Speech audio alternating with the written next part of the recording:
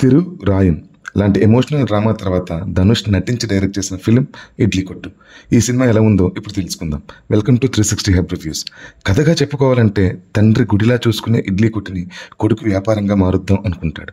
దానికి తండ్రి ఒప్పుకోకపోయేసరికి పల్లె నుంచి పట్నం వలస వెళ్ళి అక్కడ ఎలా స్థిరపడ్డాడు అన్నది స్టోరీ వైజ్ చాలా చిన్న కథ.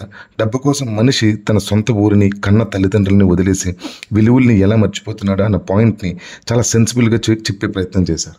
ఫస్ట్ హాఫ్ చాలా బాగా స్టార్ట్ అవుతుంది. ఎమోషనల్ సీన్స్ వర్కౌట్ అయ్యాయి.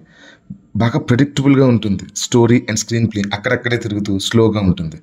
Interval just okay. Second half అయిన ఒక బలమైన కాన్ఫ్లిక్ట్ పాయింట్తో స్టార్ట్ అవుతుందని అనుకుంటాం, కానీ ఎక్కడ ఎలాంటి కాన్ఫ్లిక్ట్స్ ఉండవు. మనం జనరల్గా సరదాగా ఏమనుకుంటామో అది స్క్రీన్ మీద చకచకా జరిగిపోతూ ఉంటుంది.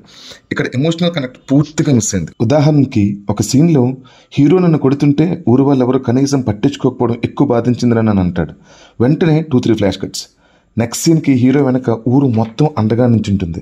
అక్కడ డైరెక్టర్ సినిమాటిక్లు బట్టి ఎక్కువగా తీసుకున్నాడు. ఇలా చెప్పుకుంటూ పోతే సెకండ్ హాఫ్ మొత్తం ఒక గమ్యం లేని కథల అటు ఇటు పోతూనే ఉంటుంది. క్లైమాక్స్ కూడా అంత కన్విన్సింగ్గా అనిపించదు, జస్ట్ ఓకే అంతే. ధనుష్ గారే ఈ సినిమాకి మెయిన్ పిల్లర్.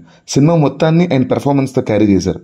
కొత్తదనం కోరుకుంటున్న ఈ టైంలో ఇలాంటి ఎమోషనల్ డ్రామాని తెరకెక్కిద్దాం అనుకున్నప్పుడు స్టోరీ స్క్రీన్ ప్లే మీద ఇంకొంచెం వర్క్ చేసి ఉంటే అవుట్పుట్ వేరేలా ఉండును. నిత్య మీనన్ రోల్ బాగుంది, కానీ మేకప్ సూట్ అవ్వలేదు. చాలా రోజుల తర్వాత శాలిని పాండే కనిపించినా తన రోల్ అంత ఇంపాక్ట్ఫుల్గా ఉండదు, జస్ట్ ఓకే. మోస్ట్లీ సింగిల్ ఎక్స్ప్రెషన్సే ఉంటాయి. సత్యరాజ్ గారు బాగా చేశారు, బట్ ఆయన క్యారెక్టర్లో వావ్ ఫ్యాక్టర్స్ అనేవి ఏమీ ఉండవు. అరుణ్ విజయ్ గారి రోల్ కొంచెం సిల్లీగా అనిపిస్తుంది. ఆ క్యారెక్టర్ ఆర్క్ని ఇంకా బాగా డిజైన్ చేసుకుని ఉంటే చాలా బాగుంది అనిపిస్తుంది. కనిపించినంతసేపు రాజ్ కిరణ్ గారు చాలా హూందాగా రాయల్గా కనిపిస్తారు. జీవి ప్రకాష్ మ్యూజిక్లో గుర్తుపెట్టుకునే పాట ఒక్కటీ లేదు.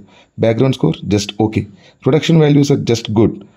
ఎమోషనల్ డ్రామా ఇష్టపడే వారికి వన్ టైం వాచ్. మిగిలిన వాళ్ళు హ్యాపీగా ఓటీటీలో వచ్చేంత వరకు వెయిట్ చేసి తర్వాత చూడొచ్చు. ఈ సినిమాకి మేము ఇచ్చే రేటింగ్ 2.5/5. రేపు కాంతారా రివ్యూతో మళ్ళీ కలుద్దాం.